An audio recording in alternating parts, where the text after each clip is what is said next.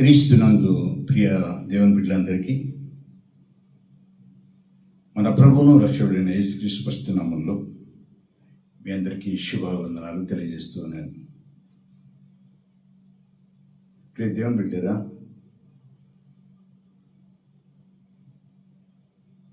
ఆదికాండం, Bible గ్రంథంలోని ఆదికాండము మొదటి గ్రంథమైనటువంటి ఆదికాండంలోని 5వ అధ్యాయంలో ఉన్నటువంటి వంశావళి కనిపించిన నేటి మనిషి చాలా లోతైనటువంటి ఆధ్యాత్మిక పాఠాలు ఇందులో మనం నేర్చుకోవాల్సిన వారమై ఉంటున్నాం. గత దినములలో 1వ అధ్యాయము, 2వ అధ్యాయం, 3వ అధ్యాయం, 4వ అధ్యాయం చదివి వాటిలో ఉన్నటువంటి మనకు కావలసినటువంటి ఆత్మీయ ధ్యానాలను ధ్యానించాం. ఇది మరి 5వ అధ్యాయంలో ఉన్నటువంటి మర్మాలను, ముఖ్యంగా జీవితం యొక్క విలువ, మరణం యొక్క వాస్తవం, దేవునితో నడక, మన తర్వాతి తరానికి ఇచ్చేటువంటి వారసత్వం, దేవుని కోసం జీవించడం వంటి విషయాలు ఇందులో కనిపిస్తాయి. పిల్లలు,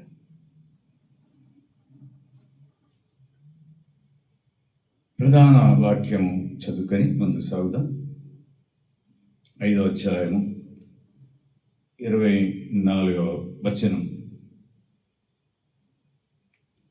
హానోకు దేవునితో నడిచిన తర్వాత దేవుడు అతన్ని తీసుకొని పోయాను గనుక అతడు లేకపోయాను. చిన్న ప్రార్థన చేసు. మహాపరిశుద్ధుడా, ప్రేమ నా ప్రియ పరలోకపు తండ్రి, నీ ఘనమైన శ్రేష్టమైన అత్యున్నతమైనటువంటి నామములో ప్రభువా, నీ పాసందుకు వచ్చి ఉన్నానయ్యా తండ్రి. మరి 4 అధ్యాయాలు ఉన్నటువంటి మర్మాలను ప్రభా మా జీవితాల్లో ఏ రీతిగా ఉండాలో మీరు అనేక పాఠాలు మాకు నేర్పించారయ్యా. ఈ దినాన ప్రభా 5వ అధ్యాయంలో ఉన్నటువంటి ఆదికాండం 5వ అధ్యాయంలో ఉన్నటువంటి మర్మాల ప్రభా మాకు నేర్పించమని, చదువుబడిన లేఖన భాగాన్ని ప్రభా మా తండ్రి మాతో మీరు మాట్లాడమని, మేము ఏమి నేర్చుకోవాల్సిన విషయాలు ఉన్నాయో వాటిని ముచ్చటించమని మరొకసారి ప్రభా, అల్పుడను, అయోగ్యుడను, చేతకాని వాడను, మించి ఘోర పాపిని నన్ను క్షమించి నీ శిలువ చాటును మరుగుపరుచుకొని మీరు మాట్లాడమని యేసు పరిశుద్ధ నామములో ప్రార్థన చేసి వేడుకొని పొందుకున్న నా పరలోకపు తండ్రి. ఆమేన్, ఆమేన్. మంచిది దేవుని యందు ప్రియ దేవుని బిడ్డరా, చదువుబడిన లేఖన భాగము. హానోకు దేవునితో నడిచిన తర్వాత దేవుడు అతన్ని తీసుకొని పోయాను కనుక అతడు లేకపోయాను. ఇది జీవితము చాలా చిన్నది, దేవునితో నడకే గొప్పది. హానోకు దేవునితో నడిచాను అనే మాట, తర్వాత అతడు కనబడలేదు, దేవుడు అతడిని తీసుకొని పోయాను అనే మాట. ఈ అధ్యాయంలో చాలామంది గురించి ఒక మాట పదే పదే వస్తుంది, ఏంటంటే అతడు చనిపోయాను. కానీ హానోకు గురించి మాత్రం దేవునితో నడిచాను అనే మాట చూస్తున్నాం. ఈ ఆదికాండం 5వ అధ్యాయం యొక్క గొప్ప సందేశం ఏంటంటే హానోకు దేవునితో నడిచాను అనే సందర్భాన్ని మనం చూస్తున్నాం. మనము నేర్చుకోవాల్సిన పాఠం ఏంటంటే ఈ అధ్యాయంలో మనిషి జీవితం దేవుని దృష్టిలో విలువైనదని గ్రహించాలి. ఈ మాటలు 5వ అధ్యాయం 1, 2 వచనాలు మనము చదివితే, దేవుడు మనిషిని తన స్వరూపంలో సృష్టించాడని మనం చదువుతాం. ఆదాము వంశావళి గ్రంథం ఇదే. దేవుడు ఆదామును సృజించిన దినమున దేవుని పోలికగా అతన్ని చేసెను, మగవానిగాను ఆడదానిగాను వారిని సృజించి, వారు సృజింపబడిన దినమున వారిని ఆశీర్వదించి వారికి నరులని పేరు పెట్టెను. చూడండి, దేవుడు తన స్వరూపంలో తన పోలిక చొప్పున ఆదామును సృష్టించినప్పుడు మగవారిని ఆడవారిని సృష్టించి దేవుడు మరి వారికి పేర్లు పెట్టాడు. పేర్లు పెట్టాడు పిల్లలు. మన జీవితం ఇక్కడ ఏంటంటే దేవుడు మనిషిని తన స్వరూపంలో సృష్టించినట్టుగా చూస్తున్నాం. మన జీవితం కేవలం పుట్టడం, చదవడం, ఉద్యోగం సంపాదించటం, కుటుంబం పెంచటం, చివరికి మరణించడం మాత్రమే కాదు. మనం కూడా మన కుటుంబాల్లో పుట్టిన బిడ్డలకు పేర్లు పెట్టేస్తాం. అదైతే దేవుడు కూడా తాను సృష్టించిన తన పోలికలు సృష్టించిన వారు కూడా పేరు పెట్టానని ఇక్కడ అంటున్నాడు. దేవుని బిడ్డలారా, మనము నేర్చుకోవాల్సిన పాఠం ఏంటంటే, ఇందులో మనిషి జీవితం దేవుని దృష్టిలో విలువైనదని గ్రహించినప్పుడు మరి మన జీవితానికి దేవుని ఉద్దేశం ఉంది. దేవునికి ఒక ప్రత్యేకమైన ఉద్దేశం ఉంది నీ మీద, నా మీద. కాబట్టి ప్రతిరోజు ప్రభువా ఈరోజు జీవితాన్ని నీ మహిమ కోసం ఉపయోగించనే మాట ఎంతమంది ఇది నా దేవుని సన్నిధిలో మొరపెడుతున్నారు. ప్రభువా ఈరోజు నా జీవితాన్ని నీ మహిమ కోసం ఉపయోగించనే మాట అంటున్నారా? లేచిన మరి రాత్రి పడుకొని లేచిన మొదటి మరి గడియలోనే వారి సమస్యలు, వారి పనులు, వారి ఆత్రము, వారి యొక్క దినచర్యలో ఏమేమైతే ఉన్నాయో వాటన్నిటి కొరకు ఆతురపడుతూ సమయము దేవునికి ఇచ్చేవారుగా లేరుగా మనం చూస్తున్నాం. పిల్లలు, ప్రభువా ఈరోజు నా జీవితాన్ని నీ మహిమ కోసం ఉపయోగించనే మాట చెప్పలేనటువంటి పరిస్థితిలో నేటి దినాన ప్రజలు ఉంటున్నారు. హానోకు తన జీవితంలో దేవునితో నడుస్తూ నడుస్తూ నడుస్తూ అయ్యా ఈ దినమంతా నాకు ఇచ్చేందుకు నీకు స్తోత్రం అనే ప్రార్థన చేసేవాడు ఉంటుండు. నడకనే కాదు, దేవునితో నడచబడమే కాదు, ఆయన ప్రార్థన చేసేవాడు. కాబట్టి మన జీవితంలో మొదటిగా ఏమని ఆలోచించాలంటే, మనిషి జీవితం దేవుని దృష్టిలో విలువైనది, ఇది గ్రహించాలి. ఇక రెండో విషయం చూసినప్పుడు పిల్లరా, మరి ఎంతకాలం జీవించామన్నది కాదు, ఎంతకాలం జీవించామన్నది కాదు, ఎలా జీవించామన్నది ముఖ్యం. ఆదికాండం 5వ అధ్యాయంలో కొందరు 100 సంవత్సరాలు జీవించారు. అయినప్పటికీ వారి జీవిత కథ చివరికి అతడు చనిపోయాను అనే మాట అని ముగుస్తుంది ఈ అధ్యాయం.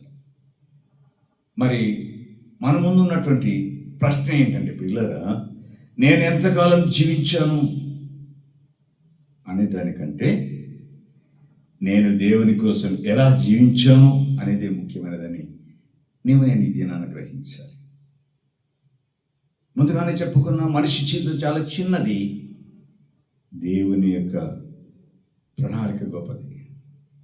నీ పట్ల నా పట్ల దేవుని యొక్క ప్రణాళిక చాలా గొప్పది ప్రియుల. జీవితం అనేది చిన్నది, కానీ ఆయన ప్రణాళిక గొప్పది. అందుకే నేను ఎంతకాలం జీవించాను అనేదానికంటే నేను దేవుని కోసం ఎలా జీవించాను అనేది ముఖ్యమైన విషయమని నేను ఇక్కడ ఆలోచించవలసిన విషయమని జ్ఞాపకం చేస్తున్నాను. మన దగ్గర ప్రియులరా, ప్రతి వారి దగ్గర ఏముంటుంది? డబ్బు ఉండవచ్చు, ఆస్తి ఉండవచ్చు, పేరు ఉండవచ్చు, పదవి ఉండవచ్చు ప్రియులరా. కానీ చివరికి మనం తీసుకెళ్ళేది ఇవేవి కాదనే సత్యం ఎరగాలి. కోటాను కోట్ల డబ్బు ఉండవచ్చు ప్రియులరా, మేడ మిద్దెలు, అనేక అపార్ట్మెంట్లు అన్నీ ఉండొచ్చు, మరి పేరు ప్రఖ్యాతులు కూడా ఉండొచ్చు సొసైటీలో. కానీ పదవులు కూడా ఉండొచ్చు మీ అధికారాన్ని చెల్లించడానికి. కానీ చివరికి మనం తీసుకెళ్ళేది ఇవేమి కాదనే సత్యాన్ని గ్రహించలేనటువంటి మనుషులుగా ఈ దినాన మనము చూస్తున్నాం. అందుకే దావీదు కీర్తనలో 90వ అధ్యాయంలో ఒక చక్కని మాట భక్తుడైన దావీదు అంటాడు. 90వ అధ్యాయంలో ప్రియులరా, మరి అక్కడ మనము చదివినప్పుడు ఎంత చక్కని మాట చూస్తాం. రండి, 90వ అధ్యాయం 12వ వచనము చదివితే ఆ చక్కని మాట ఉంటుంది. ఏంటంటే, మాకు జ్ఞాన హృదయం కలిగినట్లుగా చేయము, మా దినములు లెక్కించుటకు మాకు నేర్పుమని మోషే ప్రార్థన చేస్తున్నాడు. అయ్యా, మా దినములు లెక్కించడానికి మాకు నేర్పయ్యా, జ్ఞాన హృదయము కలుగచేయనైనా అని ఆయన దేవుని సన్నిధిలో మొరపెట్టినట్లుగా దావీదు కీర్తనలో చూస్తున్నాం పిల్లలు. కాబట్టి ఏమున్నా ఏమి లేకపోయినా మా దినాలు మాకు లెక్కించటకు మాకు నేర్పమని దేవుని సన్నిధిలో ప్రతి వారు అడగవలసినటువంటి బాధ్యత, భారము, మరి ఆశక్తి ఉండాలని దేవుడు కోరుకుంటున్నారు. ఈ అధ్యాయంలో ఇక మూడో విషయం మనం నేర్చుకోవాల్సినటువంటి ప్రాముఖ్యమైన విషయం ఏంటంటే మరణం అనేది నిజం. కాబట్టి ఈరోజే సిద్ధపడాలి. మరణం అనేది నిజం. ఈరోజు నీవు నేను సిద్ధపడాలి. మరి 5వ అధ్యాయంలో వ్రాయబడిన మాటలు ఏంటంటే చనిపోయాను అనే మాట మనిషికి ఒక హెచ్చరిక. చనిపోయిననే మాట మనిషికి ఇదేనా ఒక హెచ్చరిక. పిల్లగా ఏమాత్రము నిర్లక్ష్యం చేయాల్సిన అవసరం లేదనే విషయాన్ని నేను జ్ఞాపకం చేస్తున్నాను. ఎందుకంటే పుట్టినవాడు చనిపోక తప్పదు. కానీ దేవుని ప్రణాళికలు ఆ రీతిగా మరణించాలని దేవుడు కోరుకోలేదు. అందుకే హెబ్రీయులకు రాసిన పత్రికలో అపోస్తలుడైన పౌలు 9వ అధ్యాయంలో ఒక మాట మనకు గ్రహింపుగా మాట్లాడుతున్నాడు. పిల్లరా, హెబ్రీయులకు రాసిన పత్రికలో ఒక చక్కని మాట చూస్తాను రండి. హెబ్రీయులకు రాసిన పత్రిక, దేవుని బిడ్డారా, దేవుని ప్రణాళికలో నీవు నేను ఎలాగున్నాము అనేది ఇక్కడ మనం తెలుసుకోవాల్సిన విషయం చాలా ఉన్నతమైనదని నేను జ్ఞాపకం చేస్తున్నాను. 9వ అధ్యాయం 27 వచనం చూస్తే మరి చక్కని మాట అక్కడ మనకు కనిపిస్తుంది. మనుష్యులొక్కసారే మృతి పొందవలనని నిర్ణయింపబడెను. ఎన్నిసార్లు? ఒకసారి, 2 సార్లు అంటే ఒకసారే. మనుష్యులొక్కసారి మృతి పొందవలని నియమింపబడెను, ఆ తర్వాత తీర్పు జరగను. ఈ లోకములో జీవితము చాలా చిన్నదే, కానీ ఆధ్యాత్మికంగా, ఆత్మీయంగా దేవుడు సంపాదించిన స్వాస్థ్యము శాశ్వతమైనదని, సజీవమైనదని, అక్కడ యుగ యుగములు ఆయనతో కలిసి జీవిస్తామనే సత్యాన్ని గ్రహించే వారుగా ఉండాలి. అందుకే మరణం అనేది నిజమే. కాబట్టి ఈరోజే దేవుని ఆ యొక్క స్వాస్థ్యమును సంపాదించుకోవడానికి మనము సిద్ధపడాలి. అందుకే మనుషులకు ఒకసారి మరణం నియమింపబడెను, ఆ తర్వాత తీర్పు ఉంది. తీర్పు ఎలాగ ఉంటుంది ప్రియులారంటే, ఈ లోకములో భూమి మీద నీవు ఏ కార్యములైతే ఏ క్రియలు చేసావో అవి మంచివైనా అవి చెడ్డవైనా అవి తీర్పులోనికి వస్తాయి. ఆ దినాన నీ లెక్క నా లెక్క అడిగినప్పుడు, మనము తూచినప్పుడు పాపం వైపు తూగినట్లయితే నరకాన్ని అనుభవించాల్సిన అవసరం ఉంటుంది. అదే దేవుని చిత్తాన్ని, దేవుని యొక్క కట్టడలను, న్యాయ విధులను, ఆయన వాక్యమును గైకొని ఆయన కొరకు జీవించి మరి కొద్ది కాలమే మనం జీవిస్తాము, పరలోక రాజ్యంలో శాశ్వత కాలం ఉంటామనేటువంటి సత్యాన్ని ఎరిగిన వారైతే వారు పరలోక రాజ్యానికి వారసత్వాన్ని సంపాదించుకుంటారు. మనకు రేపు ఖచ్చితంగా ఉంటుందని ఎవరికీ తెలియదు పిల్లరా. నిద్రపోతారు కానీ ఉదయం లేస్తారు లేదో ఎవరికి తెలియదు. కానీ ఆశ, నేను రేపు కూడా బ్రతుకుతానని. అందుకే పాపాన్ని రేపటికి వాయిదా వేయకూడదని దేవుడు అంటున్నాడు. పాపాన్ని రేపటికి వాయిదా వేయకూడదు. ఎందుకంటే ఈ దినమునే ప్రభువా, నేను మరి పగటి కాలం అంతా మరి అటు ఇటు తిరిగిన వాడిని, అటు ఇటు అన్ని మాట్లాడిన వాడిని, నా ద్వారా ఎవరైనా మనసు నచ్చుకున్నా, ఎవరైనా వారి జీవితంలో వారు బాధపడినా ప్రభువా నన్ను క్షమించినైనా ఇక మీదట అటువంటి పరిస్థితిలో నాలో ఉండకూడదని పశ్చాత్తాపం నాలో పుట్టాలి. పశ్చాత్తాపాన్ని కూడా రేపటికి వాయిదా వేయకూడదు, ఈరోజే చేయాలి. పాపాన్ని వాయిదా వేయకూడదు. మరి ప్రార్థనను కూడా నువ్వు రేపటికి వాయిదా వేయకూడదు. దేవుని సేవను రేపటికి వాయిదా వేయకూడదు పిల్లరా. ఏ దినమున నీకు దేవుడు ప్రేరేపణ కలిపి దేవుని సన్నిధిలో నువ్వు మెరపెట్టాలని, దేవుని సన్నిధిలో ఆయన వాక్యమని ధ్యానించాలని, దేవుని సన్నిధిలో అనేకుల కొరకు నేను ప్రార్థించాలనేటువంటి అనుభవంలో నీలో నాలో ఉంటే వాయిదా వేయరు. వాయిదా వేస్తే ప్రియులరా మన యొక్క జీవితం అగోచరంగా ఉంటుందనే సత్యాన్ని బైబిల్ గ్రంథంలో మనము నేర్చుకుంటున్నాం. దేవుని సేవను రేపటికి కూడా వాయిదాయకూడదు. ఏ రోజు సేవ ఆ రోజే చేయాలి. ఈ రోజే దేవునితో సరైన సంబంధం ఏర్పరచుకోవాలి. రేపటి దినం మంది కాదు కాబట్టి, దేవుడు ఎప్పుడు వస్తాడో కూడా తెలియదు కాబట్టి మనము ఏ విషయాన్ని దేవునికి వ్యతిరేకమైన వాటివన్నిటిని మనము వాయిదా వేయకూడదు. ఎప్పటికప్పుడు అనునిత్యము అనుదినము ఆయన సన్నిధిలో మన జీవితాన్ని ఆయనకు అర్పించేవారుగా ఉండాలి. ఇక 4వ విషయం మనం మరి పరిశీలించినట్లయితే పిల్లగా 5వ అధ్యాయము మరి 22వ వచనంలో మనం చూసినప్పుడు మరి చక్కని మాటలు కూడా అక్కడ ఉంటాయి. 22వ వచనం చూస్తే, హానోకు మెతుషెలను కనిన తర్వాత 300 ఏండ్లు దేవునితో నడుచుచు కుమారులను కుమార్తెలను కనెను. హానోకు ఏం చేస్తాడు? దేవుడితో నడుస్తూనే తన కుటుంబంలో మరి కుమారులను కుమార్తెలను కని వారి బాగోగులను చూశాడు, వారి యొక్క సంరక్షణను చూశాడు, వారి బాధ్యతను నిర్వర్తించాడు, మించి దేవునితో నడక సాగించాడు. పిల్లరా, హానోకు నేటి మనిషికి గొప్ప ఆదర్శం. అటు దేవునితో నడుస్తున్నాడు, అటు కుటుంబంతో నడుస్తున్నాడు బాధ్యతాయుతంగా. కాబట్టి హానోకు దేవునితో నడిచిన మాట.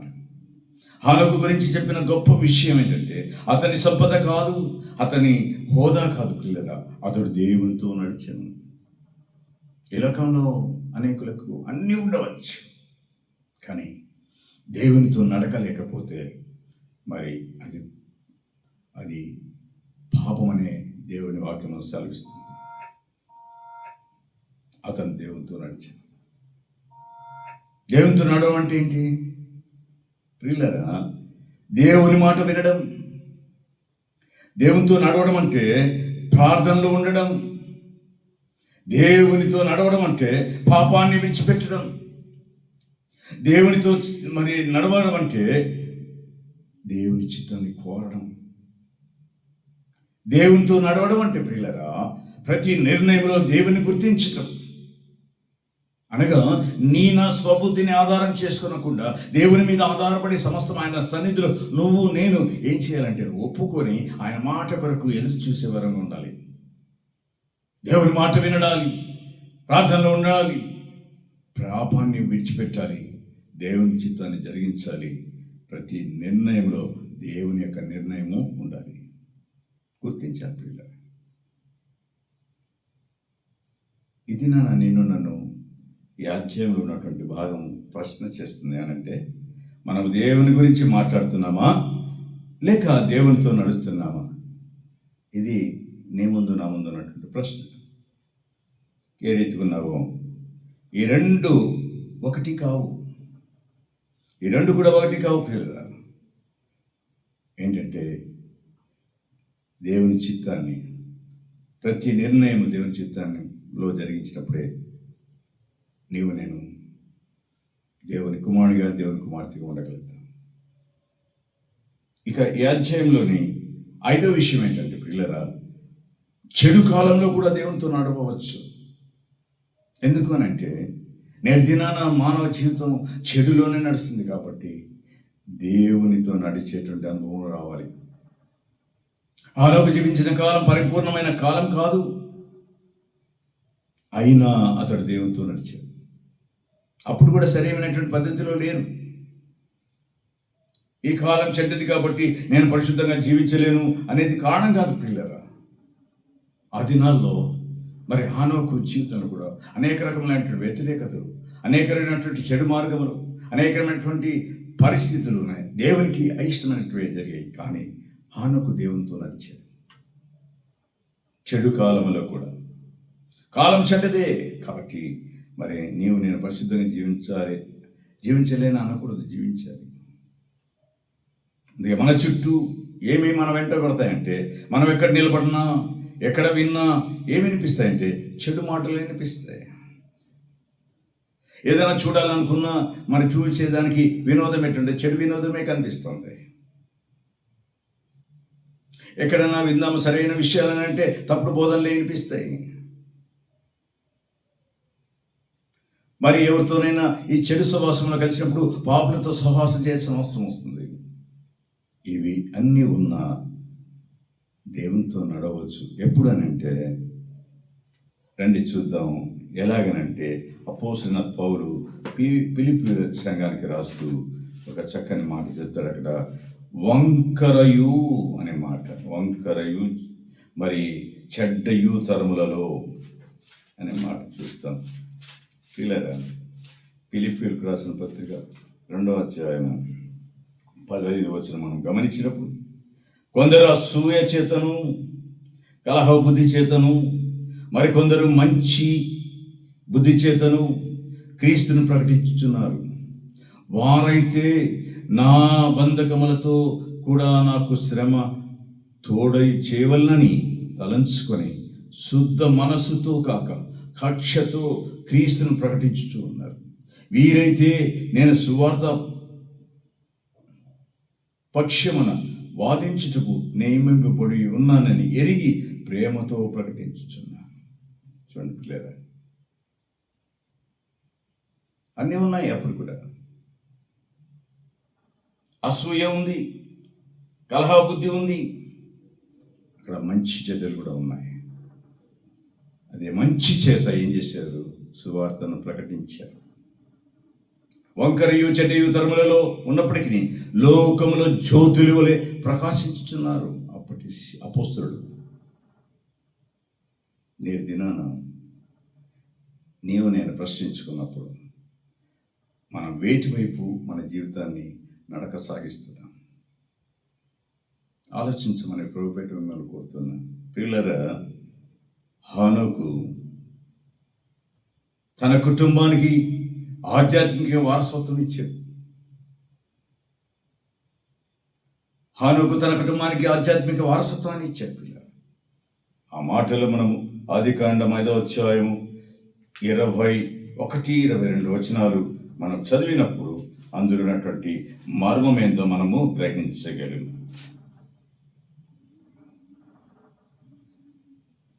21-22. హానోకు 65 ఏళ్ళు బ్రతికి మెత్తుషేలను కన్ను. హానోకు మెత్తుషేలను కనిన తర్వాత 300 ఏళ్ళు దేవునితో నడుచుచు కుమారులను కుమార్తెలను కనెను. చూడండి, కుటుంబాన్ని దేవునితో ఉన్నానని కుటుంబాన్ని వేరుపరచలా, కుటుంబాన్ని దూరపరచలా, కుటుంబాన్ని సంరక్షించుకుంటూనే దేవునితో ఏ రీతిగా నడవాలో చెప్పినటువంటి గొప్ప వ్యక్తిగా హానోకును చూస్తున్నాం. హానోకు తన కుమారుడు మెత్తుషేలను కనిన తర్వాత కూడా దేవునితో నడిచాడు. ఇది కుటుంబాలకు గొప్ప వరం. నా విషయంలో నేను చెప్పగలుగుతాను. మా తండ్రి తల్లి గారు మరి ఏలే ఎస్తేరమ్మల గారు, వారు కుటుంబము పెద్దమైనప్పటికీ, కుమారులు కుమార్తెలు ఉన్నప్పటికీ దేవుని సేవలో దేవుని సేవకులతో మరి పాలిభాగస్తులుగా వారి పరిచర్యల్లో వారి మాటల్లో వారికి విలువిచ్చి దేవుని సన్నిధిలో ఎంతో భయభక్తులతో కలిగి ఉన్నటువంటి వారి జీవితము వారసత్వంతోనే మా కుటుంబాలని దినాన అద్భుతమైనటువంటి ఆశీర్వాదాలతో జీవిస్తున్నారంటే అది కేవలం ఏలియా కుటుంబంలోనికి ఆధ్యాత్మిక వారసత్వం ఇచ్చి వెళ్ళాడైనా. హానోకు కూడా దేవునితో నడుస్తూనే తన వారసత్వాన్ని దేవుని పని అంతటిని వారి కుమారులకు కుమార్తెలకు ఇచ్చారు. ఇది కుటుంబాలకు గొప్ప పాఠం. ప్రియుల, ఇది నా కుటుంబాలలో ఎలా ఉన్నారో ఒకసారి పరిశీలనగా చూసుకోవాల్సిందిగా ప్రభుపేట నేను కోరుతున్నాను. మన పిల్లలకు మనం ఏమి వదిలి వెళ్తున్నాం? ఇది ప్రశ్న. నేటి దినాన మన పిల్లలకు మనం ఏమి వదిలిపెట్టుబడుతున్నాం? ఇల్లా, డబ్బా, ఆస్తి, అవి అవసరమే, కానీ వాటికంటే గొప్పది వాటికంటే గొప్పది నా తల్లిదండ్రులు దేవునితో నడిచిన వారు అనే జ్ఞాపకం రావాలి.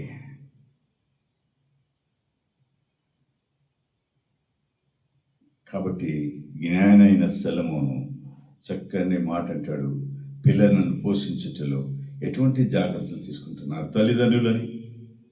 అందుకే 22వ అధ్యాయం 6వ వచనంలో మరి సామెతల గ్రంథంలో చూసినప్పుడు బాలుడు నడవలసిన త్రోవలో మనకి శిక్షణ ఇచ్చుము అంటున్నాడు.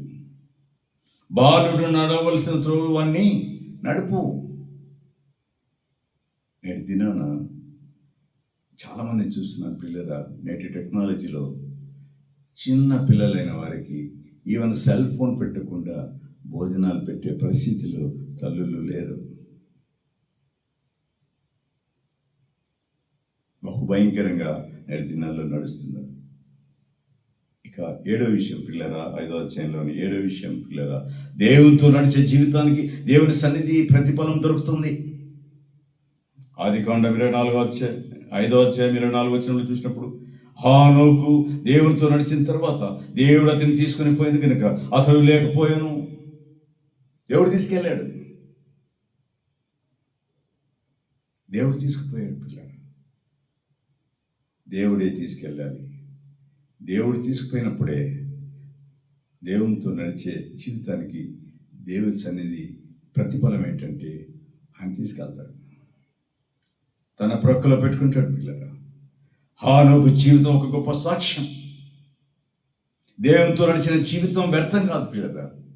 చాలామంది అనుకుంటారు ఏది, అందుకే మత్తయి సువార్తలో ఒక మాట ఉంటుంది, మొదట నా నీతిని నా రాజ్యమును వెతుకుడి, అప్పుడు మీకు ఏమేమి అవసరమో అవన్నీ సమకూర్చిపోతాయని.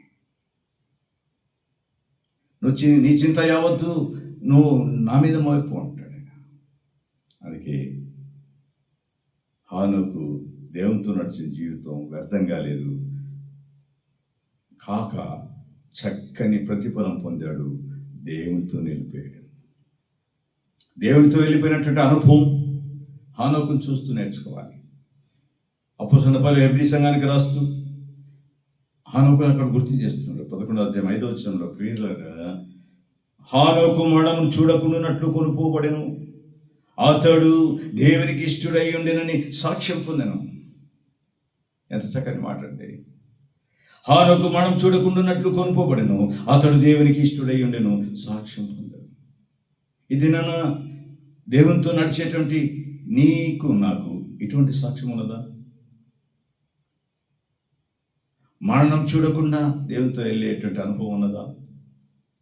కానీ మనం నేర్చుకోవాల్సినటువంటి పాఠం ఏంటంటే ప్రియులరా, మన జీవితంలో మనుషుల మెప్పు కంటే, మన జీవితంలో వినండి, మన జీవితంలో మనుషుల మెప్పు కంటే నేను దేవునికి ఇష్టడుగా ఉన్నానా అనే ప్రశ్న చాలా ప్రాముఖ్యమైనది. మనుషులతో సఖ్యత ఉండవచ్చు, మనుషులతో తిరగవచ్చు ప్రియులరా, కానీ మనము ఆయన సన్నిధిలో ఏ రీతిగా ఉన్నామనేది తెలుసుకోవాలి. దేవుడు ప్రతి వారిని ఎందుకు సృష్టించాడంటే తనతో నడవాలని, దేవునితో నడిచే అనుభవం ఉండాలని. మన జీవితంలో మనుషులు మెప్పు కంటే నేను దేవునికి ఇష్టడుగా ఉన్నానా లేదా అనే ప్రశ్న నువ్వు వేసుకున్నప్పుడే, అప్పుడే నేను దేవునికి ఇష్టమైనటువంటి వారుగా, దేవునితో నడిచేవారుగా, దేవుడు కొనుపోబడే వ్యక్తిగా నేను ఉంటాను. ఆలోచించండి ప్రియులారా, నేటి దినాన లోకం తీరు, లోక సాంగత్యం దేవునికి దూరపరిచేదిగా ఉంది తప్ప దరిచేసేదిగా లేదు. ఈ అధ్యాయంలో మనం నేర్చుకునేటువంటి ప్రాముఖ్యమైనటువంటి పాఠం ఏంటంటే ప్రియులారా, మన జీవితం దేవుని యొక్క బహుమతి, దాన్ని దేవుని కోసం ఉపయోగించాలి. మన జీవితం దేవుడిచ్చినటువంటి బహుమానం. ఎందుకంటే ఆయన స్వరూపంలో, ఆయన పొలుకలో మనల్ని నన్ను నిర్మించుకున్నాడు కాబట్టి, సృష్టించుకున్నాడు కాబట్టి దాన్ని దేవుని కోసం ఉపయోగించాలి. ఇక 2వ విషయం ప్రియులారా, జీవితం ఎంత పొడుగుగా ఉన్నదనేది కాదు, దేవునితో ఎంత లోతుగా నడిచామనేది ముఖ్యం. జీవితం ఎంత పొడుగుగా ఉన్నదనేది కాదు, ఎంతకాలం బ్రతికామన్నది కాదు ప్రియులారా, దేవునితో ఎంత లోతుగా నడిచామన్నదే ప్రాముఖ్యమైన విషయం గ్రహించమని ప్రభు పెట్టుకుంటున్నాను. ఇక 4వ విషయం ప్రియులారా, 3వ విషయం, మరణం నిజం కాబట్టి రక్షణకు ఇప్పుడే సిద్ధపడాలి. నీకు రక్షణ లేకపోతే పరలోక రాజ్యం లేదు. దేవుని ప్రభువైన యేసుక్రీస్తు రక్తంలో నువ్వు కడగబడకపోతే, పశ్చాత్తాపం లేకపోతే, పాపక్షమాపణ లేకపోతే, రక్షణ లేకపోతే నువ్వు పరలోక రాజ్యానికి వారసత్వాన్ని సంపాదించుకోలేవు. ఇది గ్రహించాలి. మరణం నిజం, అందరికీ వస్తుంది.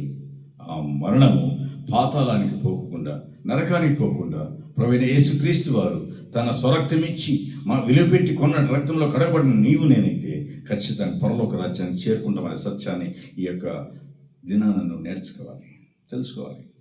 ఇక 4వ విషయం, చెడు కాలంలో కూడా పరిశుద్ధంగా జీవించవచ్చు అనే సత్యాన్ని ఎందుకు చెప్తున్నానంటే, అనేకులు అనేక రకాలుగా వారు లోకం వైపు చూసి లోకంలో ఉన్నంత లోకాశ, నేత్రాశ, జీవితం బట్టి వాటికి మరి అలుసుగా వాటితో సహవాసం చేసి జీవితాలు, కుటుంబాలు ఎన్నో పాడైపోతున్నాయి. ఇది ఎప్పుడైతే దేవుని సన్నిధితో నడుస్తావు, దేవునితో నువ్వు నడుస్తావు, హానోకు వలె నేను నడిస్తే ప్రియులారా, దేవుడిచ్చే ప్రతిఫలాన్ని నేను పొందుకుంటామనే సత్యాన్ని ఈ యొక్క దినాన్ని నువ్వు నేర్చుకోవాలి, నేను నేర్చుకోవాలి. ఇక 5వ విషయం, దేవునితో నడవడం మాటలలో కాదు ప్రియులారా. దేవునితో నడవడం అంటే మాటలు చెప్పడం కాదు ప్రియులారా. దేవునితో నడవడం ప్రతిరోజు జీవితంలో దేవుడు కనిపించాలి. అనగా నువ్వు పోతున్న స్థలంలో కావచ్చు, నువ్వు నిల్చున్న స్థలంలో కావచ్చు, నీ మాటలు కావచ్చు, నీ క్రియలు కావచ్చు, నీ చూపు కావచ్చు, దేవునికి ఇష్టమైనదిగా ఉండాలి. ఎప్పుడైతే దేవునికి ఇష్టమైనటువంటి క్రియలు నేను చేస్తామో దేవుడు దాన్ని అంగీకరిస్తాడు. పిల్లరా, దేవునితో నడిచేటట్టు అనుభవానికి మనల్ని స్థిరపరుస్తుంది. ఇక 6వ విషయం ప్రియులరా, మన పిల్లలకు ఆస్తి కంటే గొప్ప ఆధ్యాత్మిక వారసత్వం ఇవ్వాలి. ఆధ్యాత్మికమైనటువంటి పాఠాలు నేర్పించాలి. అందుకే బాలుడు నడవలసిన త్రోవనికి నేర్పము, పెద్దవాడైనప్పుడు వాడు వాటి నుండి తొలగిపోడనే మాట నేర్పిస్తున్నారా? పిల్లలను జాగ్రత్తగా చేస్తున్నారా? ఎప్పుడైతే దేవునిలో నడిపిస్తారో దేవుని చిత్తాన్ని గ్రహించేటువంటి అనుభవంలోనికి వాళ్ళకి వారసత్వం వస్తుంది. అట్లాంటి అనుభవం కావాలని దేవుడు కోరుకుంటాడు. ఇక చివరి విషయం ఏంటంటే, పిల్లల మనుష్యుల మెప్పు కంటే దేవునికి ఇష్టమైన జీవితం చాలా ఉన్నతమైనది, గొప్పదనే విషయాన్ని నేను గ్రహించాలి. పిల్లరా, మనుష్యుల మెప్పు, నువ్వు ఇంత గొప్పవాడివా, నీకు ఇంత ఆస్తిపాస్తులు ఉన్నాయా, నీకు ఎన్ని మిద్దెలు మెడలు ఉన్నాయా, ఇంత పలుకుబడి ఉన్నదా, ఇంత పేరున్నదా అనేది కాదు. మనుషుల మెప్పుకుంటే దేవునికి ఇష్టమైన జీవితము చాలా ఉన్నతమైనది, గొప్పదనే విషయాన్ని ఈ దినాన నేను తెలుసుకోవాలి. ఆది కాండంలో ఉన్నటువంటి 5వ అధ్యాయం ముందుకు 2 రకాల జీవితాలు చూపించినట్లు మనం చూస్తాం. ఒకటి, అతడు జీవించాడు, అతడు చనిపోయాడు. 2 రకాల జీవితాలు కనిపిస్తాయి కదా. అతడు ఎవరు? నోహు జీవించాడు, నోహు చనిపోయాడు అని అనుకుంటాం. కానీ హానోకు విషయంలో హానోకు దేవునితో నడిచిననే మాట. మామూలు లోకంలో ఏమనుకుంటారంటే, అతను జీవించాడే, కొద్ది కాలం చనిపోయాడు అంటారు. కానీ హానోకు విషయంలో అది జరగల. హానోకు దేవునితో నడిచిన. అందుకే నేటి మనకు గొప్ప ప్రశ్న ఏంటంటే, పిల్లగా నా పేరు తర్వాత ఏమి మిగులుతుంది? ఇది ప్రశ్న. నా పేరు తర్వాత ఏం మిగులుతుంది? డబ్బా, ఆస్త, పేరా, లేక ఈ వ్యక్తి దేవునితో నడిచాడనే సాక్ష్యమా? ఏది నీకు ఇష్టమో ఆలోచించుకోమని ప్రభు పెట్టుకుంటున్నాను. మన జీవితానికి అది గొప్ప సంపద. ఈ వ్యక్తి దేవునితో నడిచాడు అనే సాక్ష్యమును నేను సంపాదించుకుంటే అదే గొప్పది అని, మన జీవితానికి గొప్ప ప్రాముఖ్యమైన విషయం అని ఈ అధ్యాయంలో మనము నేర్చుకుంటున్నాం. ప్రియదేవుని బిడ్డలారా, జీవితం చాలా చిన్నది, మరణము నిశ్చయం. కానీ దేవునితో నడిచే జీవితం నిత్యమైన విలువ కలిగింది. ఆ విలువైన జీవితానికి నేను ఆయన సన్నిధిలో ఆయనతో నడిచేవారంగా, ఆయనతో సాహసం చేసేవారంగా, ఆయన మొరపెట్టేవారంగా, ఆయనను కీర్తించేవారంగా, ఆయన ధ్యానించేవారంగా ఉండాలని దేవుడు కోరుకుంటున్నాను. ఈరోజు నుంచి అటువంటి నిర్ణయం నువ్వు తీసుకున్నట్లయితే దేవుడు నిన్ను కనికరిస్తాడు. ప్రభువా, నా జీవితం నీతో నడిచేటువంటి కృప నాకు దయచేయమని అడిగినప్పుడు ఖచ్చితంగా దేవుడు నిన్ను విడిచిపెట్టేవాడు కాదు, నిన్ను విడనాడేవాడు కాదు, ఎడబాసేవాడు కాదు. ఆయన కనికరపూర్ణుడు, ఆయన దయాదాక్షిణ్యపూర్ణుడు, శాంతి గలవాడు, వాత్సల్యపూర్ణుడు. కాబట్టి అటువంటి అనుభవంలోనికి హానోకు నడిచినట్లుగా నేను దేవునితో నడిచినప్పుడు ఆయన ఇచ్చే ప్రతిఫలం నేను పొందుకుంటామనే సత్యాన్ని ఎరిగి ఆ నిర్ణయంతో ప్రభువా నా జీవితం నీతో నడిచేటువంటి కృప నాకు దయచేయమని అడిగి నా జీవితాన్ని దేవుని కొరకు జీవిస్తాను. అటు కృప పరిశుద్ధాత్మ దేవుడు మనందరికీ దయచేసి నడిపించను గాక. మహాపరిశుద్ధుల ప్రేమగా నా ప్రియ పరలోకపు తండ్రి, నీ ఘనమైన శ్రేష్టమైన నామంలో ప్రభా మా ముందుకు తీసుకొచ్చినటువంటి లేఖన భాగాన్ని బట్టి మీకు స్తోత్రాలు. అయ్యా నా తండ్రి, హానోకు జీవితంలో ప్రభా మీరు అనేకమైన అద్భుత కార్యాలు చూపించి మా జీవితంలో మేము ఏ రీతి ఉండాలో మాకు హెచ్చరికగా, ప్రశ్నగా అయ్యా మమ్మల్ని ప్రశ్నించిన విధానం బట్టి, హెచ్చరించిన విధానం బట్టి మీకు స్తోత్రాలు చెల్లిస్తూ ప్రభా విన్న మాటలను ఆయన వృధా కాకుండా అవును తండ్రి మరి ప్రభా నీరు గట్టి ఫలింపు చేసి నూరంతలుగా ఫలింపు చేసి నీ మహిమార్థమైన తండ్రి ప్రతి వారిని ఆ రీతిగా సిద్ధపరచుమని, నన్ను నా యొక్క పరిచయను సిద్ధపరచుమని, నీ కొరకు జీవించే అనుభవంలోనికి ప్రతి వారు వచ్చేటట్టు కృప చేస్తున్నామని చూసి విన్న వాక్యం వృధా కాకుండా ప్రభా నీ మహిమార్థమై నీకు ఘనముగాను మహిమకరంగాను హృదయ చేస్తున్నామని ప్రార్థిస్తూ అల్పుడున్న యుగుడు చేతగాను వాడిని మరొకసారి నియోజక ఒప్పుకుంటూ యేసు పరిశుద్ధ నామములో ప్రార్థించి వేడుకొని పొందుకున్న నా పరలోకపు తండ్రి. Amen, amen, amen. Praise the Lord. ప్రియ దేవుని బిడ్డలారా, ఈ ఆదికాండం యొక్క ఆధ్యాత్మిక ధ్యానాలు ప్రకటిస్తున్న నేను ఇందులో ఏమైనా మరి అభ్యంతరకరమైన విషయాలు ఉంటే మరి కామెంట్ రూపంలో తెలియచేయమని మనం చేస్తూ ఈ మాటలు ముగిస్తూ ఉన్నాను. Praise the lord.